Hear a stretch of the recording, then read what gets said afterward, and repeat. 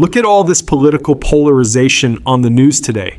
It's truly heartbreaking to see the country so divided like this. It's definitely intense, but it feels like more than just a temporary disagreement. Do you think people even have any institutional trust left in the system? I still believe the system works, even if it's messy right now. We just need more good citizens who want to participate to the democratic process. You mean participate in the process, Dad? I wish it were that simple, but for my generation, that old-school patriotism is being replaced by a lot of cynicism.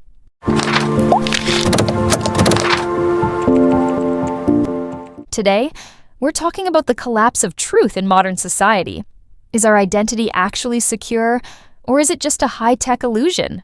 I still believe in the power of digital security. Code doesn't lie, so it can't be a stranger. That's where you're wrong, Dad. Technology is now a perfect reflection of our own voices used against us. That feels like a personal violation. My voice is the only thing that hasn't changed since I first started my journey. Hello there, listeners. Before we start the conversation, we should introduce ourselves properly. Hello, I'm David. I arrived here with 2 suitcases and a student visa, and I built everything from that. And I'm Sophia, a master's graduate in business communication. This podcast is for B2 to C1 English learners who love deep talks. I'm David, and we have real debates here. I make mistakes, and Sophia corrects me. We'll fix Dad's grammar and find out why the AI might be stealing your voice. Spoiler alert, the machine sounds more like me than I do. Part 1. Sophia, look at the screen. The country feels like it's splitting at the seams. It's more than a split, Dad. We're witnessing a total collapse of truth in real time. I still trust the institutions, though. They are the same ones that welcomed me decades ago. That institutional trust is a relic of your past. For my generation, disillusionment is the only thing that feels real. When I arrived, the law felt like a solid rock. I knew that if I worked hard, the system would be fair. That rock is eroding, Dad. Political polarization has turned the rules into weapons for the elite. I remember how simple it felt to build a life here. I didn't need connections to start my business. Maybe you didn't, but today, systemic barriers are everywhere. The level playing field you believe in is just a myth now. I felt I could participate to the system freely. I never felt like an outsider in the eyes of the law. You mean participate in it, Dad? But that's the whole point. You were actually in. You had a seat at the table. My generation isn't even allowed in the room. To us, institutional trust is just a story you tell us. Why do you have so much cynicism? The Constitution hasn't changed since I got my citizenship. The words haven't changed, but the interpretation has. Institutional trust dies when people feel the game is rigged. I had struggles too, Sophia. My first landlord once complained the noise when I was just trying to study. It's complained about the noise, Dad, and a noisy neighbor is nothing compared to systemic bias in the courts. It's about the principle of fairness. If the small rules work, the big ones should too. That's timing privilege talking again. You trust the machine because it never chewed you up and spat you out. I worked through the grit and the long hours. I didn't wait for the system to be perfect before I tried. We are trying, but the American dream is now behind a paywall. Institutional trust isn't free. It has to be earned by the government. I still think patriotism is the anchor we need. We have to believe in the system to make it better. Blind faith isn't patriotism, Dad. It's apathy toward the people the system is failing. I'm not apathetic. I'm hopeful. I've seen this country overcome political polarization before. This feels different, Dad. The collapse of truth means we can't even agree on what the problems are. If we can't even agree on the facts, it's clear the foundation itself is cracked. You don't just paint over those cracks. We need systemic change that you seem to be afraid of. I'm not afraid of change. I'm afraid of chaos. Without institutional trust, we only have the rule of the loudest voice. The loudest voices are already winning because the system allows them to. The meritocracy you love is a gated community. I started with 2 suitcases, Sophia. No one gave me a key to any gated community. And that's amazing. But you're the exception, not the rule. Most people are hitting systemic barriers you never had to face. I was never responsible for anyone else's success, and no one was responsible for mine. I just took the opportunity that was given. And that bootstrap mentality ignores the fact that the straps are broken for us. I still believe the government is responsible for protecting our rights, not managing our lives. But rights are hollow if you can't afford to exercise them. Institutional trust disappears when justice is only for those who can pay. When I was married to your mother, we lived in a tiny studio. We didn't ask for a handout. We asked for a chance. Asking for a chance is a lot harder when the generational divide has stolen our future. But don't you think cynicism is just a way to avoid taking action? No, cynicism is a rational response to a rigged system. It's how we protect ourselves from more disillusionment. But if we all protect ourselves, who protects the country? We need institutional trust to function as a society. Trust is a two-way street, Dad.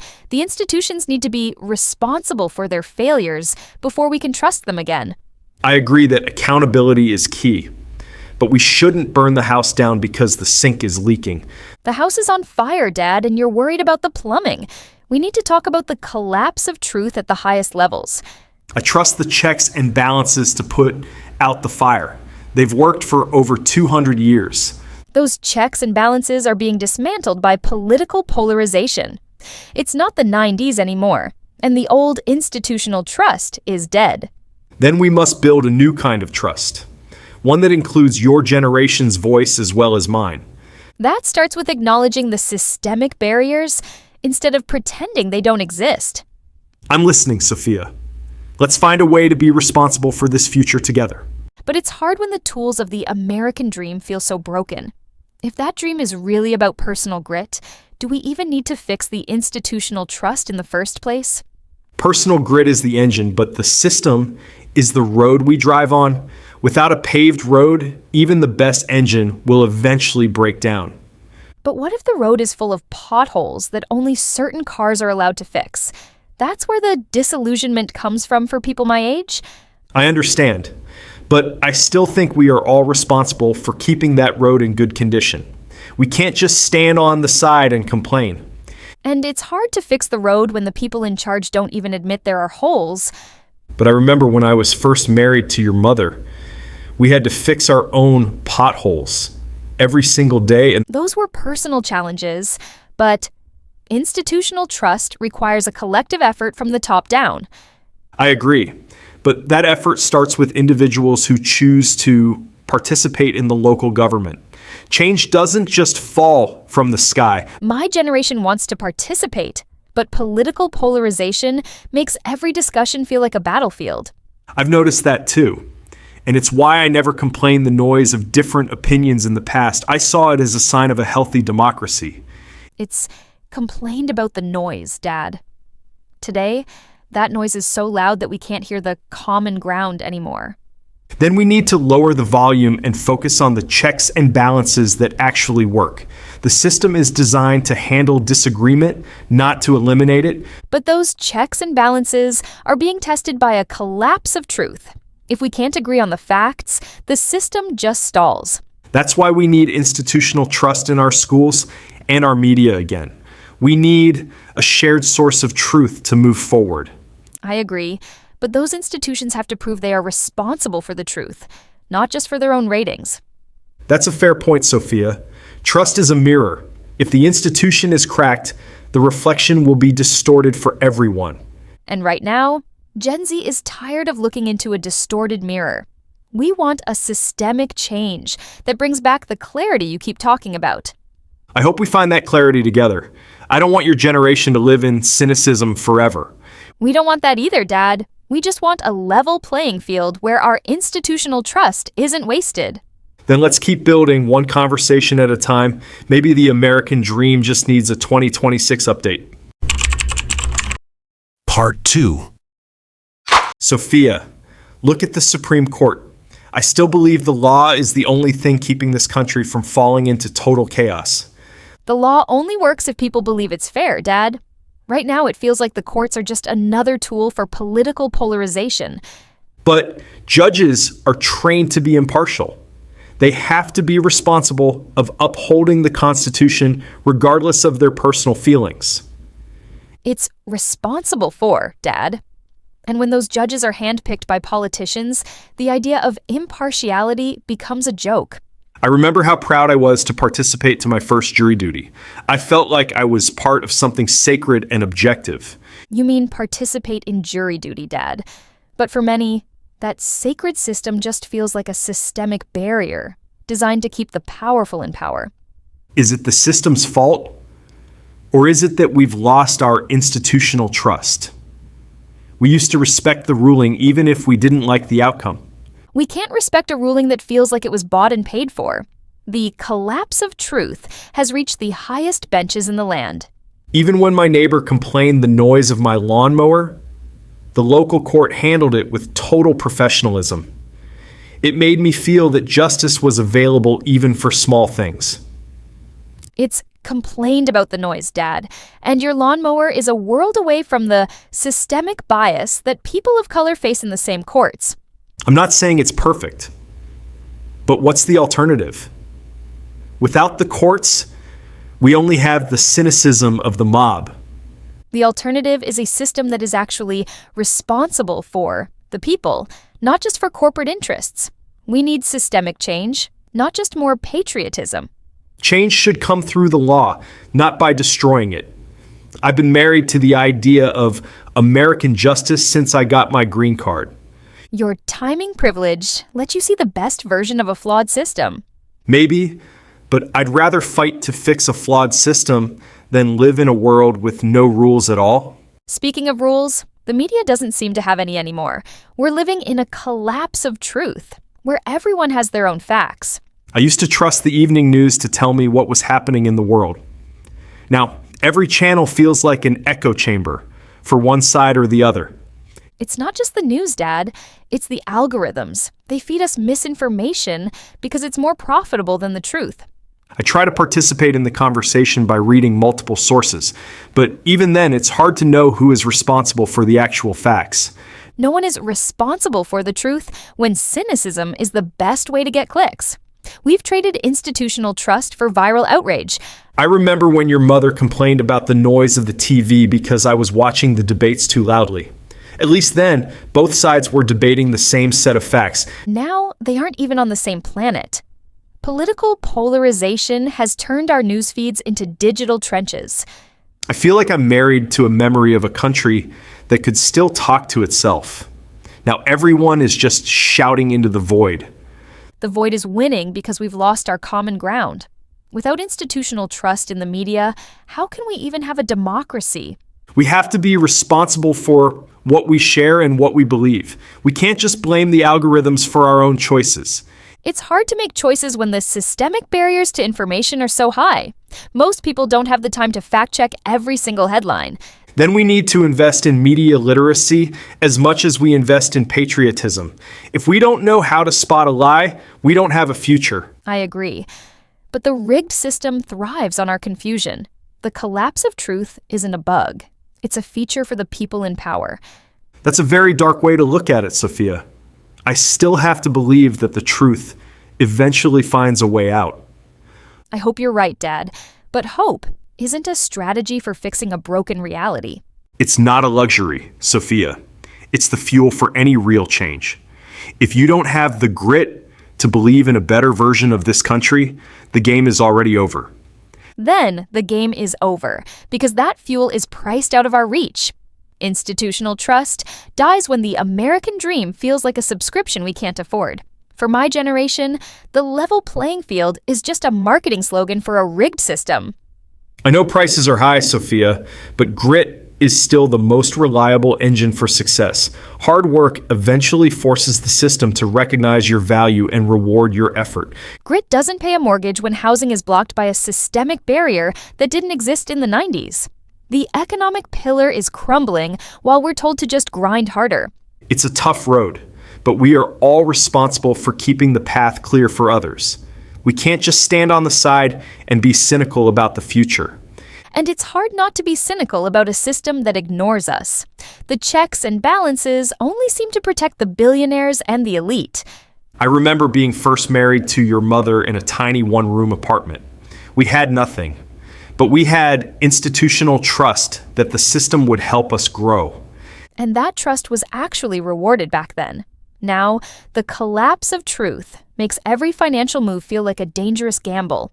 It feels like a gamble because fewer people want to participate in their own local communities.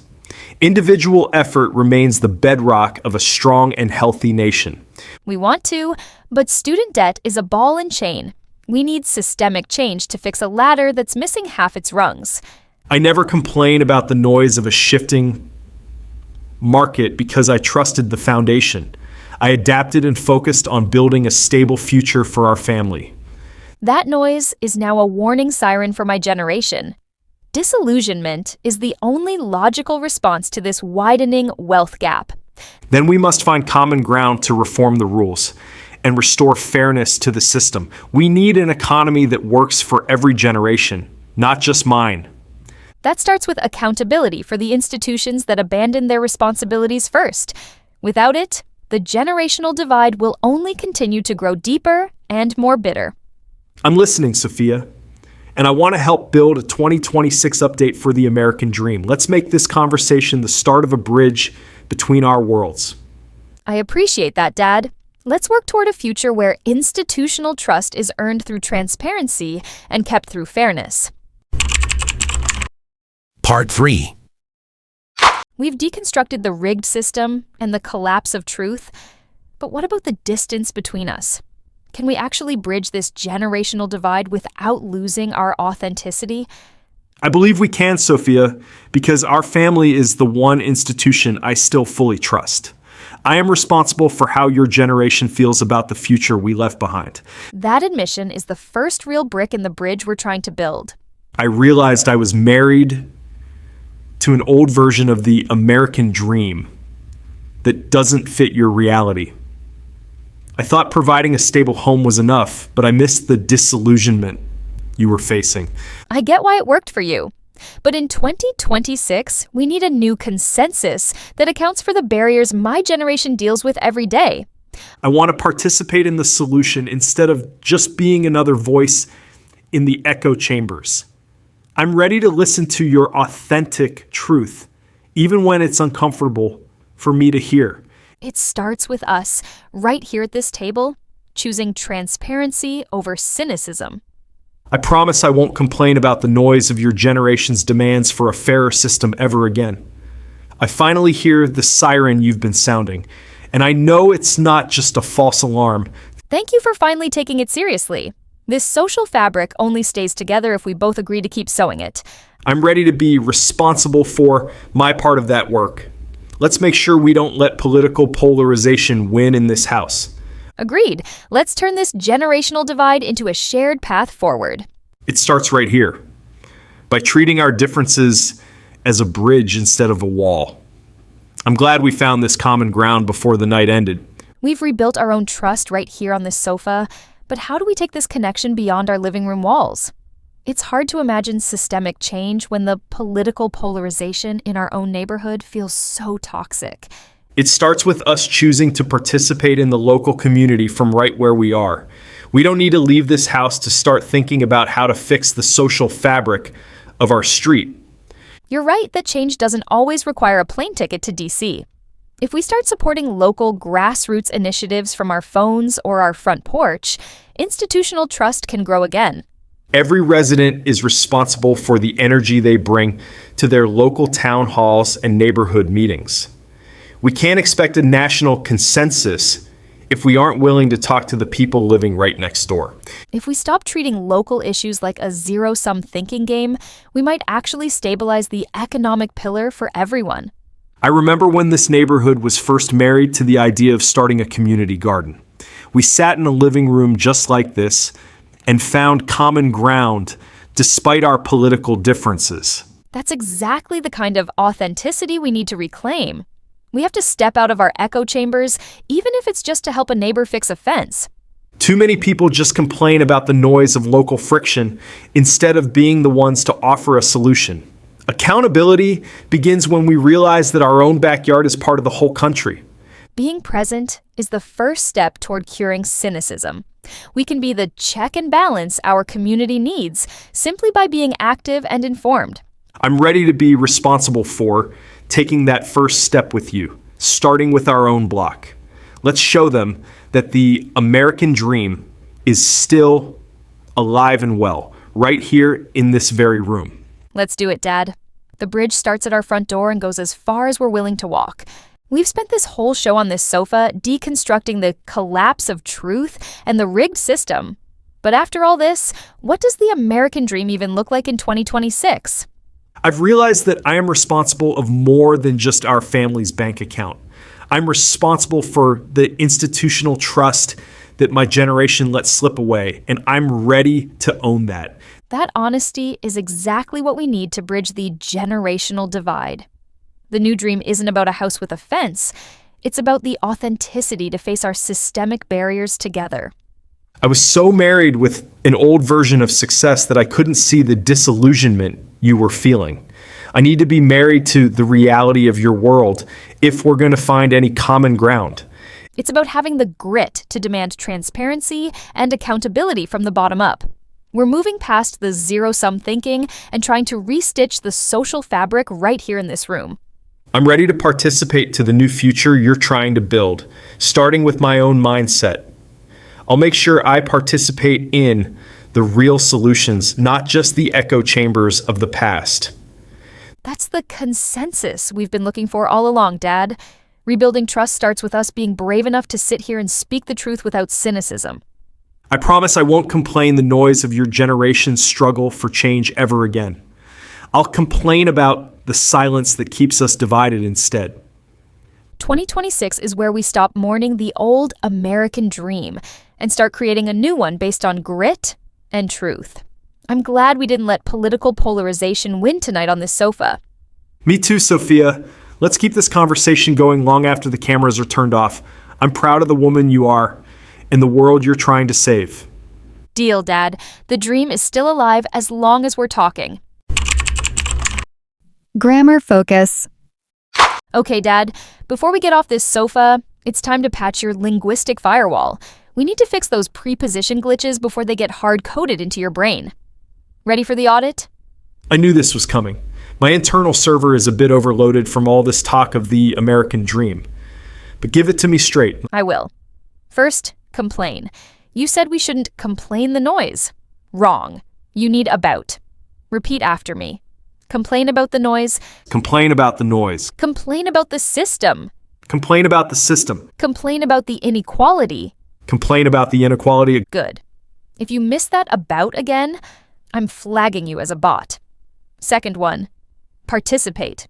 You said participate to. No, Dad, you participate in something. Let's go. Participate in the council. Participate in the council. Participate in the protest. Participate in the protest. Third, responsible. You said you're responsible of the bank account. It's always responsible for. Repeat. Responsible for the trust. Responsible for the trust. Responsible for the future. Responsible for the future. Last one, the commitment glitch. You said you were married with an idea. In 2026, we are married to our beliefs. Let's go. Married to the truth. Married to the truth. Married to the dream. Married to the dream. Exactly. Those 4 patches will make your human protocol sound much more authentic. You know, it is actually quite satisfying to clear out these legacy bugs. My linguistic latency is finally dropping. You're a fast learner, Dad. Now that we've debugged your grammar, let's close out this episode. Wrap up. We've spent this episode deconstructing the collapse of truth and trying to find the American dream in a world full of deepfakes and systemic barriers. But sitting here on this sofa, I realize the dream isn't a place we reach. It's the authenticity of the conversation we're having right now. I've spent a lot of time being married to old ideas of success, Sophia. But tonight taught me that institutional trust doesn't start in Washington. It starts with me being responsible for the way I listen to you in this living room. That's the grit we need for 2026, Dad. It's the courage to step out of our echo chambers and participate in a future that belongs to both of us, not just one generation. We're not just talking, we're restitching the social fabric one sentence at a time. I promise to stop being someone who just complains about the noise of change. I'd rather be part of the consensus that helps us move past political polarization and towards something real.